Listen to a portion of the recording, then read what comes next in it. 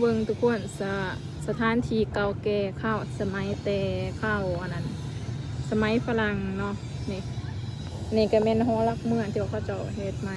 แล้วก็จะมีเฮือนซานมันซองที่ว่าเขาเจ้าที่ว่าก็ยังบูรณะใหม่นี่กับยังที่บ่ทันทาสีก็มีเนาะแต่บ่ทันทาก็มีแต่ข้าวสมัยฝรั่งผู้ใดทุกคนจะว่าจักปีเดี๋ยวให้เบิ่งกล่องน้ำเด้อเด้ทุกคนนี่แม่นเฮือนที่ว่าเขาเจ้าทาสีแล้วเนาะข้าวสมัยฝรั่งเลยนี่เฮือนแบบแถวนี้ก็มีแต่คนเวียดดอกเขาอยู่อันนี้เป็นหอรักเมืองจ้าอันนี้อยู่ปากเซ่เด้อพี่น้องเด้อวันปีที่ว่าสร้างต่างนี่2015ปี2015เนาะปีสร้างต่าง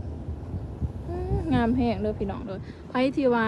อยากมาถ่ายรูปอยู่ปากเซ่หรือว่าแบบนุ่งสูทแบบพื้นเมืองเฮาน่ะทุกคนมาถ่ายอยู่ในงามเด้อเดี๋ยวให้เบิ่งทางข้างอีกนี่เป็นเพื่อนเขาเจาะที่ว่าข้าวสมัยฝรั่งเลยนี่พี่น้อง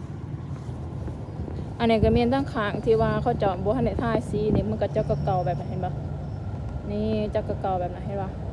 ข้าวสมัยฝรั่งเห็นไหมพี่น้องอันนี้ก็เมนนะเพื่อนที่ว่าเขาเจาะแบบท่าสีไปนำบูรณะไปนำแบบก็กอยง่ายกับเพื่อนหลังเก่าแต่ว่าท่าสีเอาหะนะนี่ก็เมนฮอดักเมืองที่ว่า